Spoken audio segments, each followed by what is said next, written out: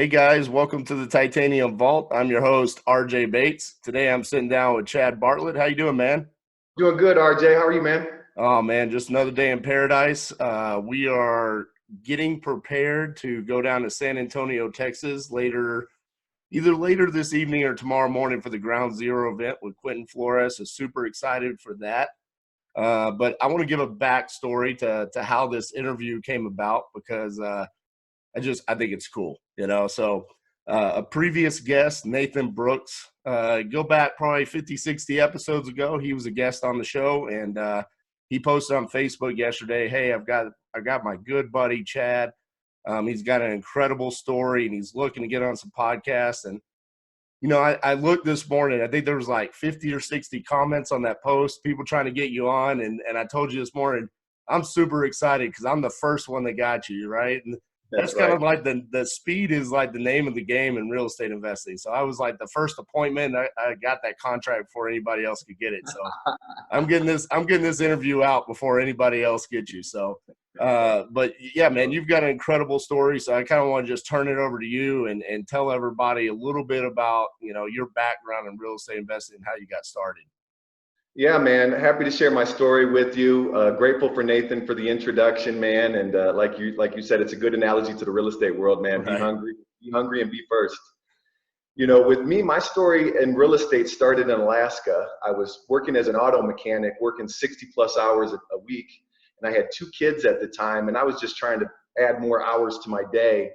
And I went to college for a little bit, actually, at the University of Alaska, Anchorage. And I know you have a connection to Alaska too. You're crushing it there in Alaska, doing some Yeah, deals. yeah. So I love Anchorage. I've been up there one time. We have a branch up there, and first and foremost, it's one of the most beautiful places on the planet. I mean, just I loved it. I fell in love with the people there, and to be honest with you, it's one of the easier markets to find good deals and to rehab houses. So it's one of our top flip markets right now that we're focusing on. So I love you're going to be the second guest I've ever had that has any kind of connection to Anchorage, Alaska. So I'm super excited about that.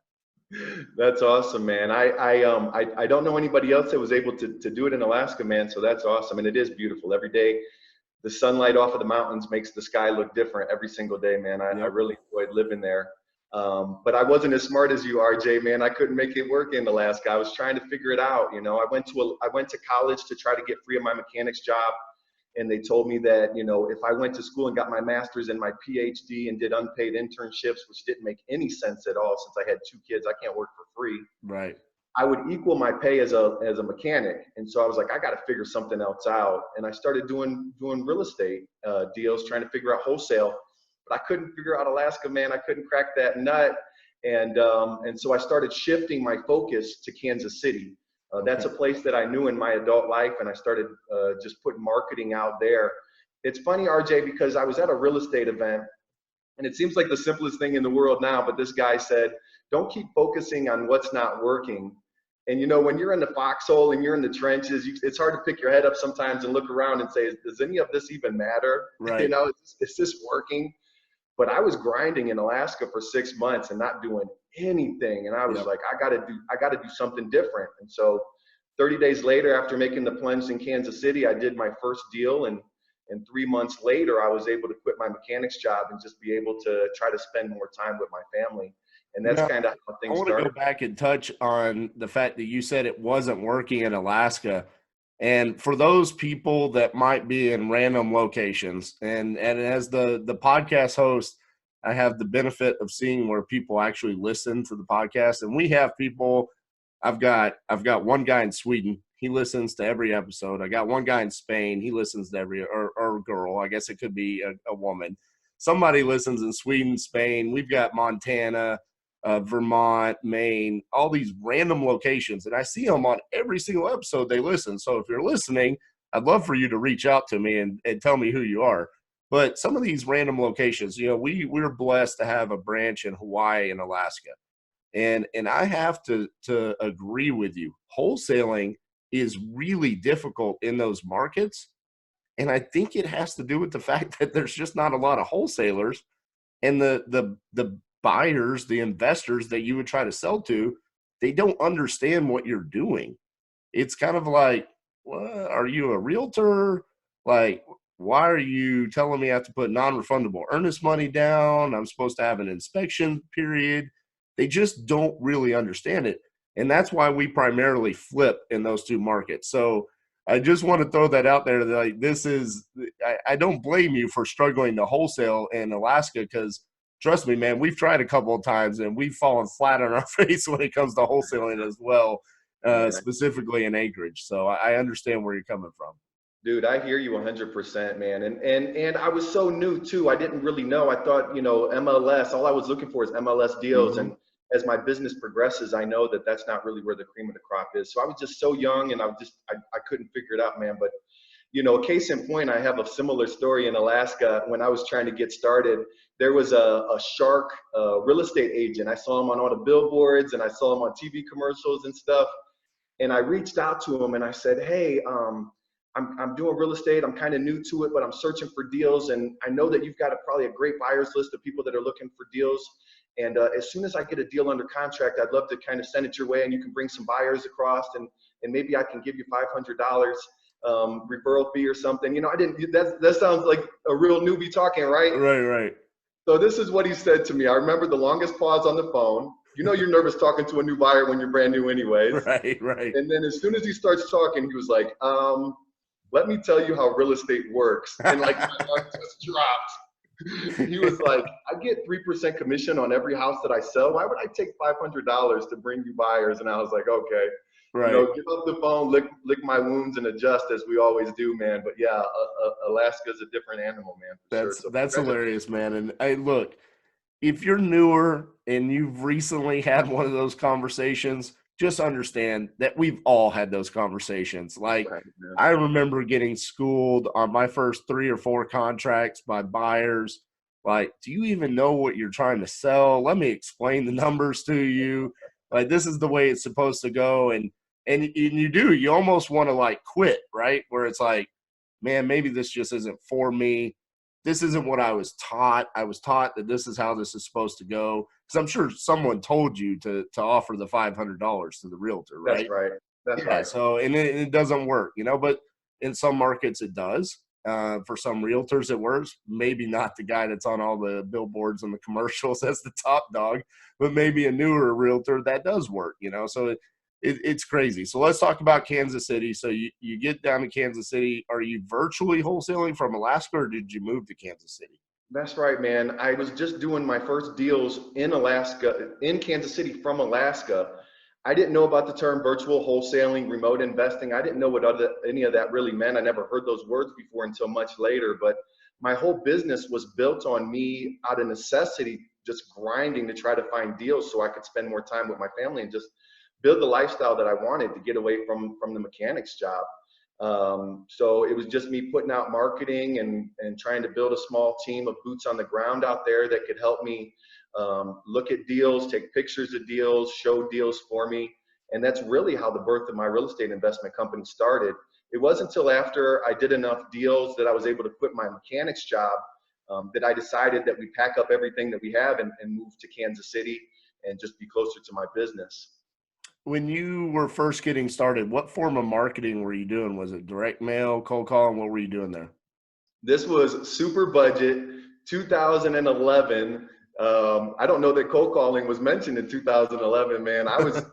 I'll tell you a site that you probably haven't thought about in a while was Craigslist. That's how I started. That's how Nice. I started my first deal, was just blitzing Craigslist. Every hour I was checking it. I was refreshing the page for sale by owner. I was going to be the first one to reach out to these people. And I was just focused on that, man. Refreshing the page, call, whatever I could do to try to get a hold of them and set up appointments so that I can have my boots on the ground, check it out and get the deals. That's a slow grind when you're first getting started. But man, hey, looking back at it, I think we've all had these moments. I remember a moment where there was like one day where, we were probably strapped for cash, whatever, and we were just getting started. And I remember I went to a Barnes and Noble here in Fort Worth, Texas, and I was like, I am going to contact every single deal on Craigslist. That's how I'm going to get a deal today. And you know what? At the time, it was so frustrating because like 95% of them were wholesalers. And Right. then finally, I found the one you know, motivated seller that needed to sell. And the reason why they were on Craigslist is because they had been shot down by realtors. They were like, hey, your house is in too bad a condition to list it. So they just went to what they knew, which was Craigslist. And we were able actually to solve that problem. And it turned out to be a great wholesale deal. So, hey, there's nothing wrong when you're first getting started, that Craigslist grind, so that was in 2015. So I was 4 years after you on the Craigslist grind there. So once you moved to KC, you started building up a team. What did that look like? Yeah, I'll tell you, I actually did the opposite, RJ, man. I made a big mistake of turning into the everybody guy. When I got to Kansas City, I decided that I'd do everything myself. Nice. I kind of took a step backwards. I didn't realize it was a step backwards, but I was just being cheap and trying to save some money, RJ. So what I did was I was doing literally everything in my business, and my business at that time struggled more than anything. Right. I told myself, now that I can quit my mechanic's job, I can dedicate 100% of myself to real estate and really grow this thing up. But what I did was I was just replacing the hours worked as a mechanic with these hours trying to get these deals, and I was doing everything myself, man. So I actually made a big mistake, and things got kind of tough for me in the beginning, before I realized that I need to duplicate myself and get back to what made me successful, and that was delegation and putting some systems in place that could really help me grow my business. Is So that's that kind of also because you felt like you were the best at each individual activity? Or was it also because, as visionary CEOs, I think we all have a little bit of a control freak problem? Were those kind of some of the issues that led to that decision? RJ, you know me. That's like that's it exactly, RJ, man. It's all of those things. One, nobody cares about the business the way that I care about it. Yep. Two, nobody can do as good of a job inside my business as I can do, and exactly, I was afraid to let go of those pieces in my business. Yep. And that's what really makes you grow slow. But again, going back to this, I think at some point in time, it's natural to have that realization that, sure, maybe if your sole responsibility was acquisitions, then yeah, you might be the best acquisitions manager for your company. Or even for some things like me that took me a really long time to like release to other people were bookkeeping and accounting. I know this sounds stupid, right? It's like, what are you talking about? Why would I don't even like it. I don't even understand accounting. Let's start with that. Okay. I don't even know why I thought I was the best, but it was just like, hey, I don't want to spend the money to turn that over to somebody. I don't want them looking at my books, And so I kept these things, and then I realized, hey, I'm making some really bad mistakes for my company because I don't have the time, the knowledge, or the bandwidth to actually take care of these things. So you talked about that was a really bad decision for your company. How bad did it get before you realized, hey, what was like the breaking point for you where you're like, hey, I have to make a change here? RJ, you're going deep, man. I got to tell you, man, it was like one of the low points in my life was working in real estate and then realizing that the deal flow is inconsistent because of your efforts. I mean, when I started, I was just on a streak and I thought I was untouchable. And it felt like somebody just turned the faucet off, RJ. And I was like, I got to figure out something different, increase my marketing, grind some more, hustle some more. And it's like I was stuck in this hamster wheel. No matter what I was doing was helping me grow any bigger, RJ. So I had to bite the bullet. I had to have a tough conversation with myself and my wife and say, look, I know that I can crush it in real estate, but I just need some more money coming in. I'm going to take a job interview to see if I can get this mechanics job. Let me just go back to mechanics. I'll work it during the weekday, but I'll crush real estate in the weekend. And I freaking humbled myself, man. And I took that job interview. And RJ, man, that's the worst experience in the world. Listen, when you're a mechanic, and there's nothing wrong with that. It's amazing. Or a machinist, Right. or you're working in an office job, man, there's nothing wrong with that. But once you make a shift to start working for yourself and you're doing okay, and then having to go back to that life, man, that's the hardest thing in the world, man. That was such a humbling experience for me. And I was just sitting there in the interview knowing I had to get this job, but I didn't want this job. And that was on a Friday. On a Saturday, RJ, my wife was teaching childbirth education classes because that's her passion. And I was hanging out with my 2 little girls at the house. And I got a call from a buyer who wanted to see one of these houses that I had under contract that nobody wanted. Right. And he said, hey, man, do you want to show me this house? I'm interested in it. It was on a lockbox, RJ. He could have went to open it up himself. But I was like, man, if he wants me there, I'm going to be there. And he was like, I was like, I got kids. You know, are you okay if I bring them? And probably some of your listeners are like, Chad, that's a horrible idea. You don't want to bring your kids to a vacant house, fixer upper. But that's what I did, man. When you need the money, you just kind of figure out a way to make it happen and do what you have to do. So I met this buyer at the house, and my kids are fighting and running up this hallway, and it's all echoey because it's a vacant house. But I was able to work out a deal with the buyer where I followed him over to his house and got the assignment fee that day. Nice. And at that day, on that day, it was like a lifeline. You know, when you're running low on money and then you get a cash infusion, it's like oxygen. It's like you could breathe again for a little bit. And I told my wife in that moment, I said, you know, I feel like God has blessed us with a second chance to reevaluate this business and what my priorities are. And that's when I made the decision, RJ, that, you know, I can only do so much myself. I need to get rid of my ego. I need to shed that and say, I need some help. I can't do everything myself. You know, I'm one person. There's no way that I can grow my business with any consistency if I'm the person that's doing it all. So that's when I made a big shift in the way that my business was run, RJ, was that low point in my life. So when you were doing everything, and I talk about this all the time, so if you've heard me talk about this before on the podcast, you can roll your eyes and be like, RJ always says this, but I'm trying to beat it into your head because, you know, Chad and I already paid the dumb tax, right? Like, we've already done this. So we're trying to teach you guys to not make the same mistakes that we made. Did you see that there was like a roller coaster to your business where it was like acquisitions, and then you had to stop acquisitions to do dispositions? And then when you did dispositions, you had a ton of money, but then you spent all the money because then you had to go back into the acquisitions. That's 100%, RJ, man. It's what I classify as the roller coaster effect, man. It's the highs and the lows, because you're giving yourself you're putting your attention in places that are kind of low level and not really the highest and best use of your time. Right. I really, really love this quote by Tim Ferriss. And he said, you know, if your worth is $20 to $25 an hour, and we know that everybody in our real estate business, we're worth a lot more than that. But, you know, to paraphrase Tim, he said, if your worth is $20 to $25 an hour and you're doing some tasks that you could pay somebody $10 an hour to do, you're not being at the best use of business resources. And that's the thing, man. If I'm the CEO in my business, why am I formatting a spreadsheet for cold calls? Why am I doing that? You know, that doesn't make any sense. Right. If Bill Gates is running his business, he's not answering the phone when somebody wants to buy Microsoft products. Right. It doesn't make any sense that we do that in our business too, RJ. Absolutely. So, all right, you talked to your wife. You said, hey, we need to make some changes. This is our second lifeline. What changes did you make right away? I had to ask myself some questions because it was an opportunity for me to disassemble my business. And so I said, if I could rebuild my business exactly how I want it to be, what would that ideal business be? And so the first question I had to start with, what do I hate doing? What do I just dislike doing the most? And it was phone calls. And phone calls robbed so many hours with my kids.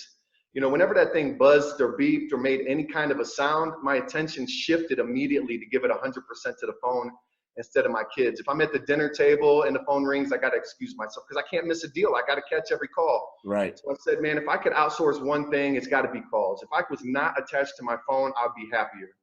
And that was the first thing that I got off of my plate was phone calls. And it was tough, man. I had a lot of fear, you know, like going back to what you were saying before, nobody could do it like me. And how silly that sounds now, right? Nobody could ask these sellers questions as good as I ask these questions. Nobody can prep these sellers, but that's what my mindset was. But I said, you know what, if I want to make a change, I got to do it. You know, I got to get rid of something. And so that was calls for me, man. I got a call center. I was able to give them a script. I check up on them to make sure that they're doing what I wanted them to do. And once I got rid of that first piece, RJ, it was like the same thing you feel when you do your first deal. If you get one deal, that's proof of concept that it works, and you could get 100 deals. Right. And by me letting go of that one thing inside my business, it was proof of concept that I didn't go bankrupt. I didn't fall flat on my face. My business wasn't run to the ground because I let somebody take my phone calls. And it was proof of concept that I could do it over and over again. So that's really where it started for me. So on the call center, was that VAs or was it local in-house? It was local. My very first call center that I used was Pat Live. Gotcha. And I liked their gimmick because no matter who answered the phone, if it was a guy or a girl, they answered the phone call. Hey, this is Pat. Yeah. So a lot of people, Pat Live was a big deal a couple of years ago. I haven't heard many people talk about it now. Do you still use them now? No, I don't use them anymore, man. I use another call center, man. Do you want to give them a plug? Yeah, go ahead. So I use a call center called Nexa. They used to be called Answer One, and they shift over to Nexa. And the reason why I shifted over to that call center is because they make outbound calls too. One of the things that was important to me is when somebody is searching the internet and they come across my website, they're filling out my form, but I'm not egotistical to think that I have the world's best website, and after they fill out the form, they're just going to sit there and wait for me to contact them. As soon as they fill out my form, they're going to go to the next website and the next website and the next website. And I wanted to disrupt that pattern. And so this call center, Nexa, they get notified when somebody fills out one of my forms, and they reach out to them within the first 5 minutes. And it disrupts that pattern of them just going on the website, filling out forms. So you said first 5 minutes, and that is something that that's a rule of thumb for our company as well. That's something we learned from Investor Carrot. You know, Trevor Mock, he kind of preaches that at Investor Carrot, and it's something that we implemented. And our highest close rate on a lead is from going to our website, because we're hitting them immediately before they can find somebody else website to go to, just like you're talking about, because inevitably that's going to be what they're doing. Right. So it's very important that you hit them. You know, I start screaming literally. If I see it, I'm like, 5 minutes, who's on the phone, you know? And those are the most fun leads, to be honest with you, because they're super motivated. So we love those leads more than anything. That's right. So you hired a call center. Go ahead. Because you didn't go hunting for them. They reached out to you, and that's why those are the most valuable. Absolutely. So you hired the call center. What else did you kind of do to transition your business after that? The next thing that I transitioned was a virtual assistant. I said, look at all these low-level day-to-day tasks that really aren't a good use of my time. Right. I don't need to be doing these things. And this is when I started understanding virtual assistants and all the help that they can provide. So that next step was hiring a VA and just taking off those day-to-day activities. And my business had shifted to me now doing the sales and doing the closing on the phone. That's where my business had shifted after I got rid of those things. Gotcha. And when you say you were doing the closings on the phone, were you going on appointments as acquisitions, or were you trying to close over the phone? Yeah, actually early on in my business, I was still going on appointments and closing them, and then we shifted. We've had so many different lives. If I look at my business and life cycles, there's been so many different life cycles and versions of my business to get me to where I am now. But at that point in time, man, a lot of windshield time for me going to appointments and meeting face to face. I said, man, if I could get in front of the sellers, they got to do a deal with me. All I need is, I just need to get my foot in the door. You know, that's where I was at that point in my business. You know what? But a lot of newer people feel that way, right? They feel like they have to go to the house. Yeah. And that's going to give them a better chance. And I think that comes from lack of experience and confidence in yourself. Because personally, for me, if you had to say, RJ, we're going to give you a lead right now, how are you going to close it? I want to close it right now. Like, I don't want any barriers of entry to come along the way. And one of those biggest barriers of entry is the time in between setting the appointment and then showing up to the appointment. Because I learned that the hard way, where there were so many times where it was, I talked to somebody Thursday morning and they say, my first availability is Saturday morning. And I'm like, okay, we'll see you Saturday morning. And then they call me Friday afternoon and they're like, hey, we're going to have to cancel. Why is that? Oh, I sold the house to someone else. Yeah, man. And then I just started scratching my head and I'm like, but you said you didn't have any availability. Oh yeah, they did it all over the phone. They made me an offer and I accepted it and I signed the contract. And then it kind of like the light bulb went off and I'm like, why didn't I do that? Why did I feel like I had to go to the house? I actually would have paid them a little bit more for the house, you know, and it was just those crazy feelings that I had and just realizing that I wasn't doing a very good job of asking the right questions and getting down to solving the problem, right? So when you made that change and you started closing things over the phone, uh, did you continue to do that, or did you start building an acquisitions team for yourself? At first, I did it myself, and then I realized that I'm on the phone again. Right. That's not what I wanted in my business. I don't want to be the guy on the phone again. So then I transitioned out of that. And I knew that I was good at on the phone, but I didn't have any disillusion that I was the best. I knew that there was people that were absolute savages at sales, Right. and that was never really comfortable for me. I did it out of necessity, RJ. I did it because my business needed the deals closed, but it was never really super comfortable for me to be the person that was closing the deals. And so the next evolution for my business was to outsource that to acquisitions, and now I have a dedicated negotiations team. That's all they do is I give them the offer range and they go out and they try to close it. So one of the biggest, I shouldn't say biggest, but a debate amongst wholesalers operations, Okay. do acquisitions also do dispositions, or is that two separate positions? In my business, is two separate positions for Why sure. did you make that decision? Because I wanted somebody that was specialized in their specific area, and I didn't want them to be doing more than what they were the best at. You know, it's the same thing for me. You know, I don't want to do more than what is my niche. If somebody's acquisitions, that means that they're really good at getting deals getting deals under contract. Right. Why do I want them to be in charge of, showings for buyers and getting it down the road when it's taking time away from other things that they could be doing to get me more deals under contract? There's somebody else that could be just fine with scheduling showings and coordinating the closing at the title company and all that other stuff, RJ. One of the things that I learned along the way is when you say no to something, you're saying yes to something else, or vice versa. When you say yes to something, you're saying no to something else. If you're saying, yes, I'm going to do dispositions in addition to acquisitions, you have the same time, it's logical to say that you're in that moment also saying no to your workload in acquisitions because you're taking time away from that grind too. It just didn't make sense. So for me, it was important to segment and break down every single, role inside my business so I can get the best of the best in that portion. What about you, RJ? How do you have your setup? So we do have dispositions do some acquisitions unless there is let me rephrase that. They will do acquisitions that they have nothing to dispo. If there is a property dispo, their sole focus is on dispositions. And that's just due to volume. I mean, we do a lot of more flips than we do wholesaling. And we're kind of shifting that back to a lot more wholesaling. So there for a while, it was like there wasn't a whole lot of dispositions there on the wholesale side of things.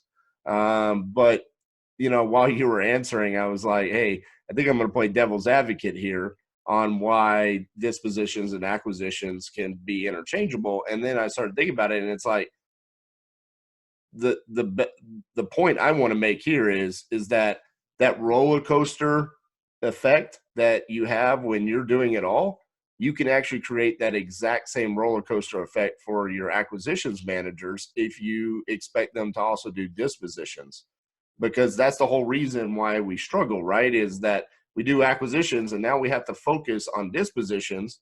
So we take our focus off of acquisitions, and that's what causes that roller coaster effect. And you could do that to your employees as well. And we don't want to do that because then they're just frustrated with their job. So I actually like the fact that you have it separated there. At what point in time did you hire dispositions managers in your company? I do want to take a step back too, RJ, and just go back to that as well. One of the things that's amazing about real estate is there's so many different routes and there's so many different Exactly. things that work for people's businesses. There's not like one hard and fast. And I know as newbies, there's so much gray area, can be confusing for them, but Yep. there's a lot of different ways to be successful, man. Not every successful business looks exactly the same. But I also agree with you, man. When you find somebody that's killing it in your business, it's easy for you to want to give them more. When you Right. find that absolute stud A player, you're like, man, this person is killing it at this. I bet you they can also kill it at that. And that's something that's really easy to do as well. Have you seen that in your business as well? Oh yeah, for sure. And that was probably the biggest mistakes we made from 2018 to 2019 is continuing to increase the workload of the A players. And to the point where we made an A player a D player and they lost confidence. And as a company, we lost confidence because it was like, well, what changed here? What how did we go from, we were just killing it to then we kind of plateaued to then we even started taking a dip. And what we saw well, we went from solely being wholesaling to then we were going to flip to then we were going to buy rentals to we were going to do Airbnbs, then we were going to do owner financing, and oh hey, let's throw in multifamily. And then all of a sudden it was like, hold on, we're not good at anything. Like we're just really mediocre at a bunch of different strategies here. Let's slim down and refocus on the aspects of our business that we know we can be good at. And that was mainly flips, a small volume of flips, mainly one or two at a time per market, and then a whole lot of wholesaling. And that's kind of the reshift that we had because of the team that we knew we had and we had previously had success. We knew that we could do that. But yeah, I mean, I as the visionary and the CEO, I mean, I literally almost killed Titanium Investments just because I just wanted to run as fast as I could because exactly what you just said. Hey, I've got some A players. We can do more. And so I just drowned everybody. So yes, that's a great point. And you're the first person that's asked me that. So sorry I went on a little bit rant there, but I appreciate it, man, because I think people need to hear that because we also live in a world where everybody tells you how great you are when you're really doing just kind of average things, right? You can go do like 5, 10, 15 deals a month and people treat you like you're some kind of rock star, like you're the next Warren Buffett or something, and the next thing you know, you try to act that way and you can severely hinder your business and hurt the people along the way. So I appreciate you bringing that up for sure. Yeah, man, that resonates with me a lot, man. So I appreciate you saying that. Yeah. So at what point in time, going back to my question was, what point in time did you actually add dispositions people to your team? Was it right simultaneous with acquisitions or a little bit after? Simultaneous with acquisitions was what? Negotiation? What was it? No. When did you add dispositions to your team? So dispositions came later. I was still taking things off of my plate that I started from doing everything, and then over time, piece by piece, brick by brick, dismantled my business. So, acquisitions was one thing that I took off my plate, and I was doing dispositions. I still had that mindset. I'm a slow learner, RJ. I'm not the smartest guy in the world. I have a thick skull. So, That's funny. yeah, I took acquisitions off my plate, and I was doing dispositions because I was like, I can't give up those buyers. I Right. can't give up the access to my buyers list. That's the lifeblood of my business. I don't want to give that up. So that didn't come till later that I realized these people don't need me. These people don't need me to be creating these spreadsheets, these email blasts and answering the phone call. So that's when I decided that I'd get rid of dispositions as well, man. It wasn't an overnight thing. It was just kind of a slow burn. So I know the gist of your story is that eventually you got to the point where you were hands off on your business. So how many years did it take to get to that point where you were completely hands off? Yeah, RJ, I got started in 2011. My first deal was done in June 7th, 2012. And in 2017 is when I really, really felt like I had built my business the way that I wanted it to be built. If I look back, I know that I had replaced my time spent in real estate. As a mechanic, I replaced it with real estate. And then in 2017, I looked up and I was like, man, this is cool. Like I said, when you're in the grind, you don't know where you're at. It's hard to check the pulse of your business. But in Right. 2017, I looked back and I said, you know what, this is cool. And then in 2018, my wife and I made the decision that, you know what, the business is good. without us. I check in on it. You can't be an absentee parent. Right. Check in on it, make sure the siblings aren't killing each other. But it didn't need me to survive. And so we decided, let's go see the world, man. Like, we made the decision in 2018 that we were just going to start traveling full time and give culture to our kids and just see the world. And that's when we made the decision, June 1st, 2018. So what is that, like 6 years after my first deal is when I felt like my business was ready for me to break free. So you made the decision to start traveling. What did that look like? You just started traveling the world, or did you decide to move? How did that turn about to where you are today? Yeah, RJ, what happened was we decided that we wanted to travel the world. We want to go to different countries.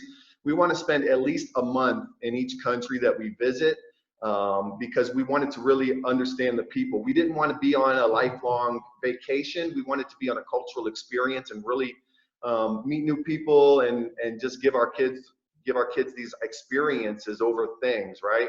Right. So what we did was we had this house, and we packed it up, and we made the decision we could keep it as a long-term rental, we can Airbnb it, or we can sell it. And we said it'd be a lot of work to actually get rid of everything inside this house to sell it or to long-term it. So let's short-term it. Let's turn it into Airbnb. That way we don't have to sell the furniture. We can keep a lot of stuff.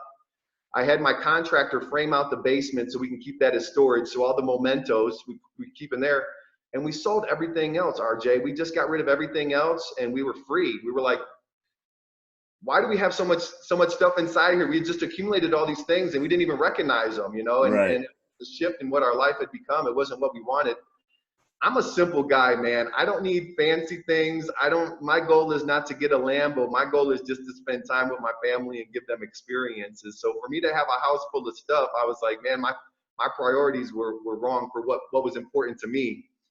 So man, we turned the house into an Airbnb, which has been amazing. That's working out great. Right.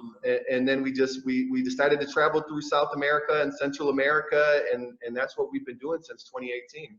Gotcha. So do you officially live in South or Central America, or are you just staying there for a little bit? Man, RJ, I'm so non-committal, man. Like, I always have this traveler's itch that I want to keep going and keep going. But to be honest with you, we've been in Colombia for over a year and a half, I think. Not well, we've been here for a while, man. What happened was we just found a place that we love. We were doing homeschooling with the kids, and I have 4. So 24/7 with the kids, we were like, well, maybe we could think about some other schools that we could send them to and get a little break. But no, man, in all seriousness, it's been great. Though we've got home base here in Colombia. The kids are at this private school that's bilingual, and all 4 of our kids are bilingual now. My 3-year-old speaks Spanish better than me. I have to ask my wife to translate some stuff sometimes, That's man. awesome. I'm really proud of them. The school teaches them technology and entrepreneurship and ethics. And based on how good this school is and how much we like where we are, this is kind of our home base. And we do other traveling from here, but this is where we're posted up for now. So for anybody that knows me personally, I have like this love affair with Iceland. Is Iceland ever going to be on the Bartlett family trip?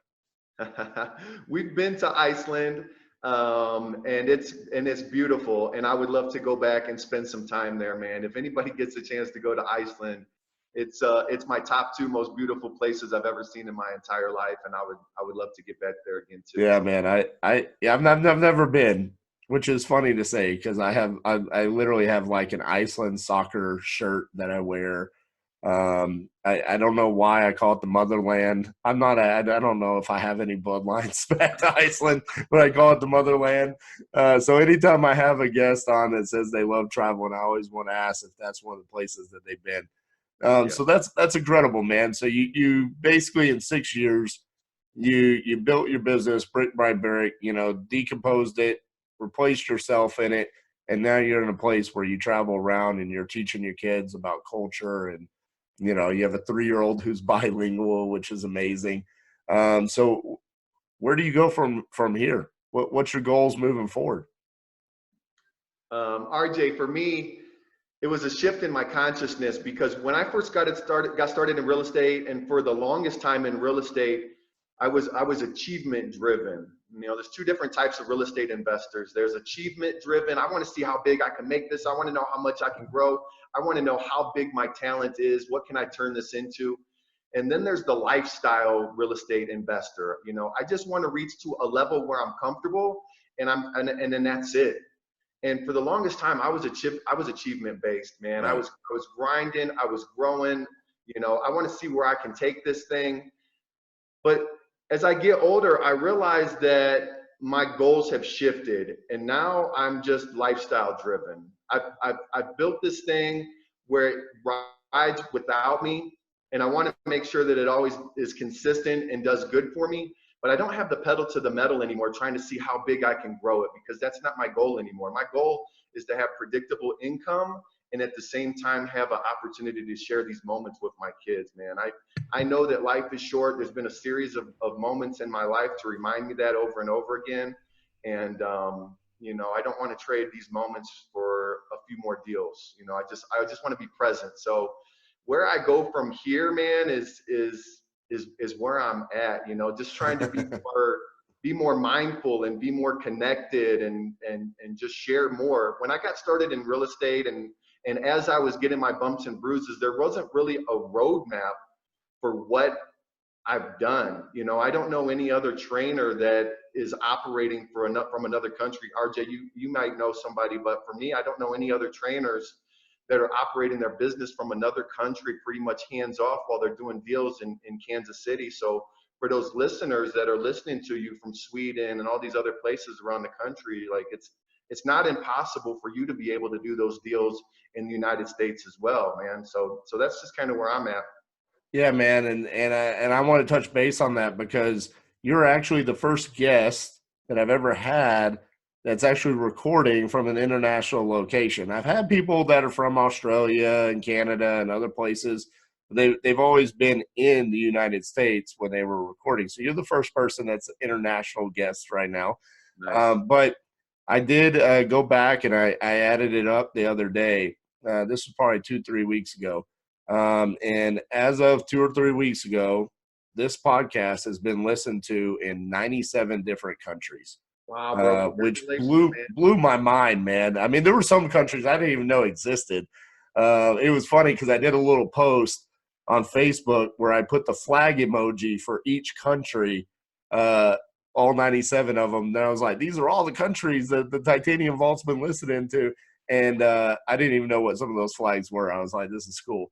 Congratulations, man. That's amazing. It is, and it's amazing what you've been able to accomplish, man. So for anybody out there that's listening in an international location, or even in a remote location, you know, or even a major city like Kansas City, what Chad is talking about today and what he's been able to accomplish with his business, you can replicate, and it doesn't really matter. Don't set barriers on yourself because of location or some kind of setback. Obviously, you had a major barrier at the beginning, which was Anchorage, Alaska, right? Wholesaling just wasn't working there. You found a solution. You found a market that would work for you, and then you broke down yourself, and you eventually replace yourself, and now you're living a much better life. So congrats to you, man. I know you've got a couple things out there that you want people to check out. You've got a website, you've got a book, you've got a course. So here's your time to be sales pitchy. What you got for everybody? Thanks, RJ, man. I've been blessed to be able to do a lot of coaching. I used to travel the country and do these events, and spoken on a few stages, and actually did some international things in the Caribbean and Australia and all around. So I do have this education portion of my business. You know, my business is called the Autopilot Life: Escape the Grind, Own Your Time, and Finally Be Free. And the Autopilot principles are all about how to set up your business on autopilot so that you can live the life that you want. And I know for everybody, that's not necessarily for traveling the world, but maybe it's just a few extra hours for you to spend time with your loved ones, or whatever freedom means to you. Right. You know, that time is that one thing that we can't really buy. You know, we have to make it a priority.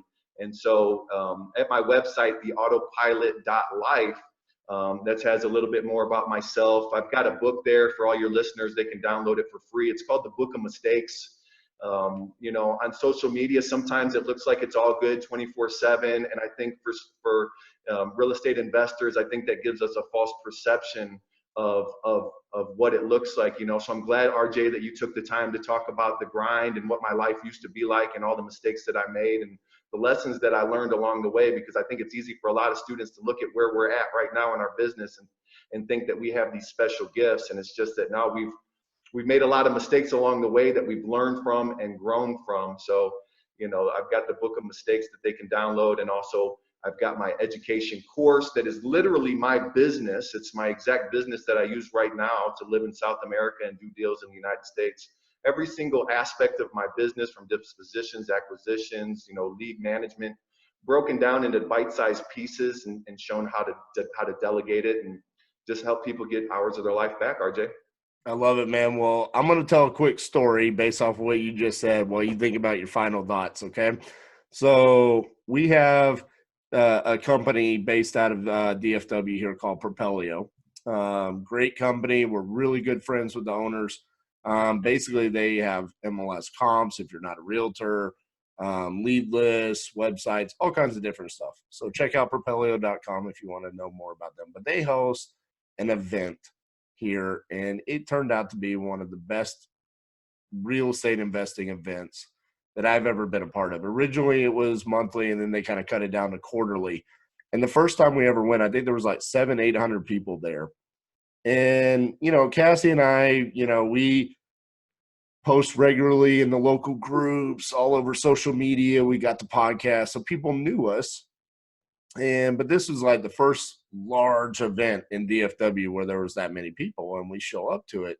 And so many people were like, holy shit, like Titanium Investments, you guys are amazing. And they're like pumping us up and for like 3 or 4 hours. And by the way, there's an open bar at this event, which is probably what helps with the attendance. But, you know, as people get more and more drunk, they, you know, continue to get louder and louder. And I remember Cassie and I got in the car when we left, and I looked at her and I said, holy shit, these people think we're running like the perfect business.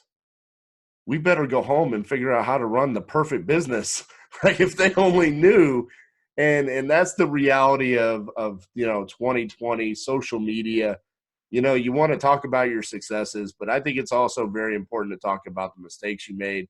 Let people learn from those, and just be real, be who you are.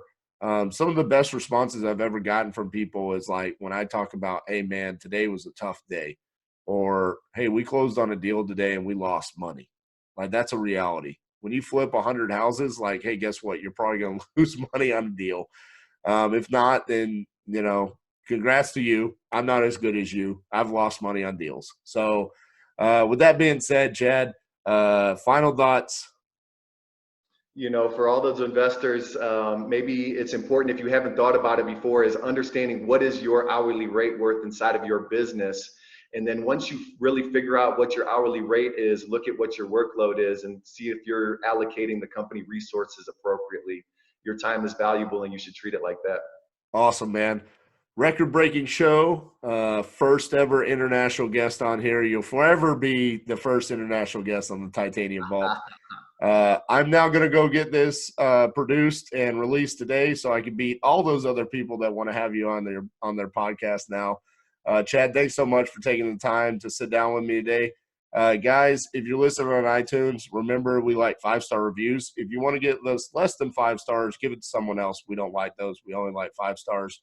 If you're watching on YouTube, make sure you give us a thumbs up, hit the subscribe and the notifications for us so you can get all the future episodes and all the other fun stuff that we release on there, behind the scenes, interviews, Dutch Jackson music videos, and all kinds of crazy stuff. Also, our other podcast, the Titanium Underground, short little episodes, anywhere between 5 to 10 minutes.